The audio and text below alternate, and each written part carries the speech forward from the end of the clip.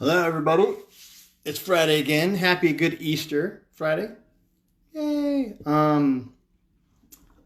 Like some of you out there, I started Good Easter early, or Good Friday early this year. Started my happy hours a little bit earlier today to catch up with some friends over in Europe. So I'm feeling great. The interesting thing is that from lessons 2 weeks ago about the old fashioned, that's what I was drinking today. Today we're going to make a perfect Manhattan. Now, the perfect Manhattan is actually a type of Manhattan, although I think it is the perfect Manhattan. Manhattans are super easy to make, kind of like old fashions. In fact, Manhattans may be even easier to make. At the end of the day, all a Manhattan is 2 parts whiskey, 1 part of sweet vermouth, some bitters, and usually a cherry or something like that, but even that's not necessary. Interesting fact about Manhattans is that there is no consensus on whether Manhattan should be made with rye or bourbon. Either way. And in fact, I make my Manhattans with both depending on the mood I'm in. If I want something a little bit spicier, I'll use a rye. If I want something a little bit sweeter, I will use bourbon typically. The Manhattans, it's really whichever whiskey you want, right? I mean, all ryes are whiskeys, all bourbons are whiskeys. Not all whiskeys are ryes or bourbons, right? But the first actual known written recipe for a Manhattan was in a book called The Bartender's Guide, written by Jerry Thomas in 1887. And in that recipe, Jerry actually uses rye. So the first written recipe for a Manhattan actually used rye whiskey. But you can get them with either. In fact, if you go out to a bar, they'll usually ask you like, hey, look, what kind of whiskey do you want? Either way is fine. Like I said, rye is a little spicier. Bourbon is typically a little bit sweeter, a little bit more vanilla or caramel, depending on the bourbon, but that's life. So I'm going to do a disclaimer at the top of this particular session. One, I've been drinking since 1 o'clock, so forgive me if I slur more than normal or if my instructions are a little bit off. Two, one of my dearest friends, Brian Weber, who loves a Manhattan just as much as I do, he and I have a religious debate around how to make a Manhattan. Most people stir Manhattans. I like to shake my Manhattan. As a general rule of thumb for the shaking versus stirring thing, shaking is really good if you have fruits or juices or things like that, because shaking the drink actually aerates what's in there a little bit more. The flip side of that, and the reason why some people think it's heresy to shake a Manhattan, is that it could dilute the Manhattan, right? Because you're shaking it in ice. You're spilling more water into the Manhattan, essentially. So you're diluting it possibly or potentially a little bit more. I have found that unless I'm making a Manhattan that's this big, it's never made a difference to me, right? But it could make a difference, right? So everything I talk about, shaken, stirred, doesn't matter. Dealer's choice, right? Same with the whiskey. Whiskey, dealer's choice. Like I said, rye, bourbon, either way. Like I said, normal Manhattan, 2 parts of whiskey, 1 part sweet vermouth, and some bitters. And that's about it, right? The perfect Manhattan's a little bit different, okay? So to Brian's chagrin, I'm going to shake my Manhattan. But even if I didn't, you want a big glass or a big tumbler, even if you're going to stir your Manhattan, because what you'll do is you'll use ice, you'll use something like this to put ice in there, you'll stir it, and then you'll want to strain that out, okay? You typically don't serve Manhattans over ice. I guess you could, but I've never seen one served over ice, right? We've got a glass for that. So, perfect Manhattan. I get my shaker ready. So Brian, if you're watching this, suck it.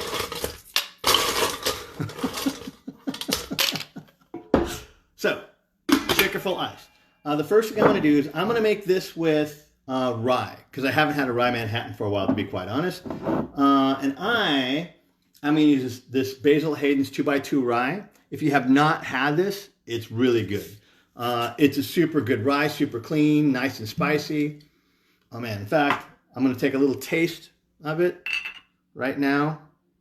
And just in general, if you've never had the alcohol you're putting into a drink, you should always try it first. You'll find some real losers out there that you'll probably never want to drink. So here's this. Okay. Basil Hayden 2x2 rye. Oh, that is really good. Nice spicy rye. Has a very nice tail to it. Has just a little bit of sweetness, almost like a vanilla, more like a bourbon, but it's a very tasty rye. So, shaker, ice. Remember, Manhattan, in fact, every drink I make has at least 2 ounces of booze in it, right? Japanese shaker, 2 ounce, 1 ounce. Let's go 2 ounces of rye. There we go. Now, a perfect Manhattan, like I said, most Manhattans are 2 ounces of whiskey and an ounce of sweet vermouth. If you have a really good bourbon or a really good rye, typically I will back off on the vermouth a little bit and not use a whole ounce. But with a perfect Manhattan, you're actually going to use a half an ounce of sweet vermouth and a half an ounce of dry vermouth, right? So I'm not going to quite use a half ounce of either one of these. I'm going to use probably about a little bit, maybe about a third of an ounce of each. Okay, so that's the sweet vermouth. Here's the dry vermouth. Same thing. Like I said, about a half an ounce, but I'm using a little bit more, like a third of an ounce, because I want to taste the rye a little bit more.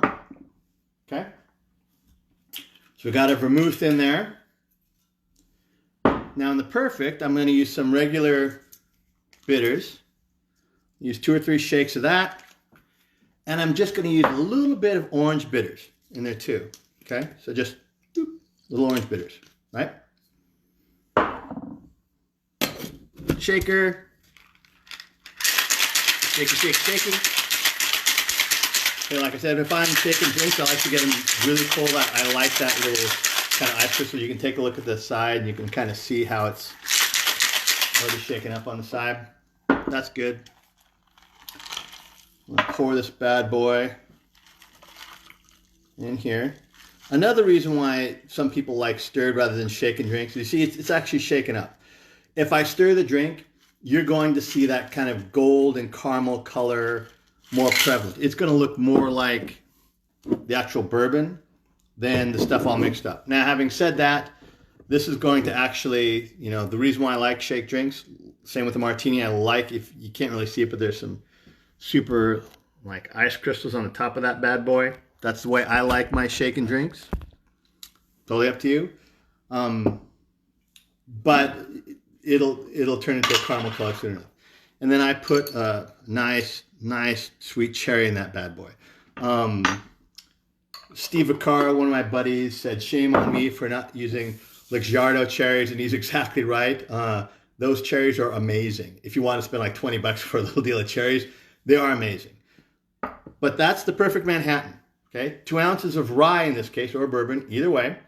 Half an ounce of sweet vermouth, half ounce of dry vermouth, some bitters, just a little bit of orange bitters, shaken with a cherry. Oh man, that is Friday in a glass right there. That is heaven. Okay, so I told you we're going to talk about 4 different variants for a Manhattan, and we are. I don't think I can drink through all 4 of them because I've been drinking for the last 3 hours, so it's probably not a good idea. Although some of you may argue that, it's probably not going to happen. So, but I am going to make at least one other. With these perfect Manhattans, so that's the base. The nice thing about Manhattans are like old fashions. Once you have the base down, you can add a lot of variants, you can play with them, right? So these are things that I tend to do. I make a peach Manhattan, which is super yummy. Instead of using vermouth, I use this peach whiskey. I use Bird Dog. Peach whiskey is one of those things, and a lot of flavored whiskeys, you find something that you like and you stick with it. There are a lot of really craptacular flavored whiskeys out there that suck the big Schwarzduker. Peach, I found, really runs the gamut. But this Bird Dog peach is super good. So to make a peach Manhattan, all you do is you replace the vermouth with the peach whiskey. So 2 ounces of whiskey, 1 ounce of peach whiskey, the bitters, shaky, shaky, or stir, and you're off to the races. Another way to drink these, besides like that, is with port, oddly enough. So I always get, like, I actually enjoy port. Hate wine, love port, oddly enough. But a lot of people have port around the house. Like they got a bottle of port and they drink like a little bit of it and they like it, they don't like it, but they just have it laying around forever, right? It's one of those kind of weird boozes that you buy to mix with something and it's around the house, right? If you actually take the same recipe for a perfect Manhattan, right? 2 ounces of whiskey, half ounce of dry vermouth, half ounce of sweet vermouth, or sorry, forget the vermouth. 2 ounces of whiskey, and instead of using the vermouth, use an ounce of port. Same thing with the bitters and stuff. It actually turns out pretty amazing, and it adds a nice flavor. And if you're using like a bourbon, which is sweeter, like depending on the port, some ports are super sweet, some ports like a ruby or a tawny port, or a ruby port's maybe not as sweet as like a tawny port. So you can kind of play with the rye versus the bourbon and the different types of port, and it actually is a great way to use those bottles of port that are hanging around your house for no reason. Okay. Oh, yummy. So, the last one. So, we talked about what just a Manhattan is. We talked about the perfect Manhattan, which is half ounce of sweet and a half ounce of dry vermouth. We talked about 2 of my variants that I like to make, which is peach. Just put peach whiskey in there instead of vermouth. Really good. Port instead of vermouth actually is really good. It's a good way to use that port. I'm going to make a chocolate Manhattan, which sounds kind of nasty, and I was a big fan at first. So I came up with this last Christmas, so sometime between Thanksgiving and Christmas. That's like my time. Like, love Christmas. Christmas is my season, right? And I tend to make all kinds of weird shit, like drink-wise. And so my wife, Molly, those of you that met her, she's great. She loves those, those chocolate oranges that you always get at Christmas time. She loves those.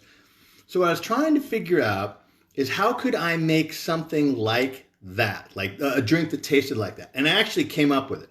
And it's this chocolate Manhattan, right? So the recipe is super simple as well. Like every Manhattan, right? We're going to start. This one I'm actually going to use Buffalo Trace. I'm going to use a bourbon for this one. It'll be a little bit sweeter. I'm going to use 1 ounce to 1.5 ounces of Buffalo Trace of bourbon here.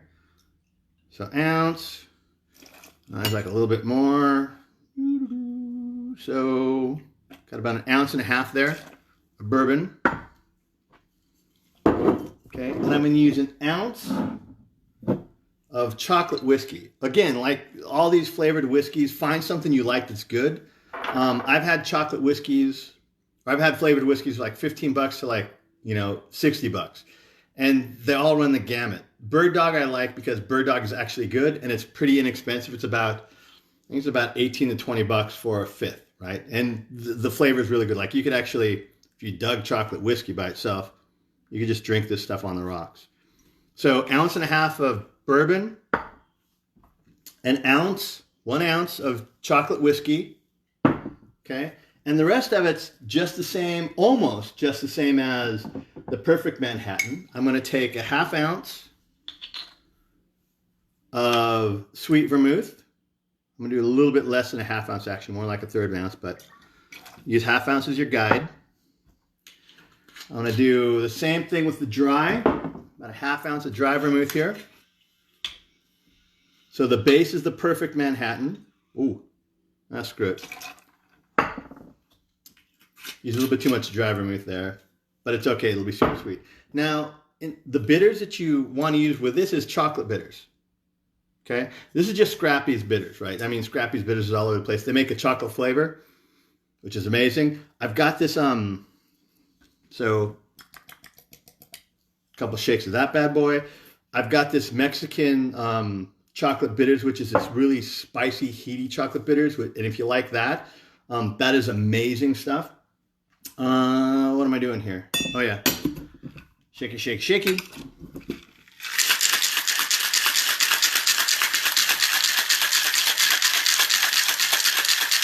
I will also say the more ingredients you put into a drink, kind of easier it is to shake. My general rule of thumb is, well, hell, I don't have a general rule of thumb, so forget it. Okay, so now we've got a chocolate Manhattan there. And the last thing we're going to add is we're going to add a little orange wedge to this thing. So we're going to cut a little orange wedge. I use those little cutie oranges because they're awesome. A little one of those bad boys. I'm just going to squeeze that in there. Just rim the edge with a little orange there. Pop that bad boy in there. Oh, frickin' ain't. That's good. So it tastes like one of those chocolate orange things you get at Christmas. It's pretty amazing. Man, it almost tastes like one of those like kind of a Werther candy. Remember the candies your grandma had, those Werthers or whatever? Dude, it's like, it actually kind of tastes like that.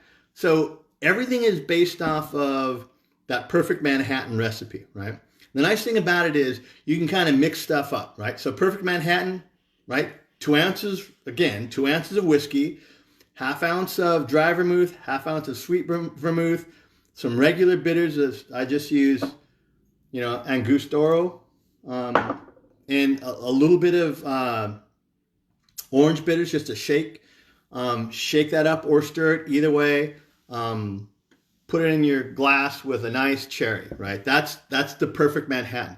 Everything we've talked about is a variant on the Perfect Manhattan, right? The peach Manhattan, we're just using peach bourbon in the place of vermouth. You can use port in the place of vermouth. For the chocolate, 1 ounce of chocolate whiskey. Then you use a ½ ounce of sweet vermouth, ½ ounce of dry vermouth. You're going to want some chocolate bitters in there. Shake it up or stir it, and then add the orange wedge, and it's freaking amazing. Like, this is some good stuff. Man.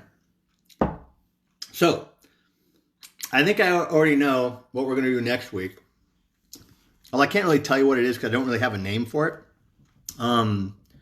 But it's a drink that I've been making for about the last month. And everybody that I've made this drink for loves it. It's freaking amazing.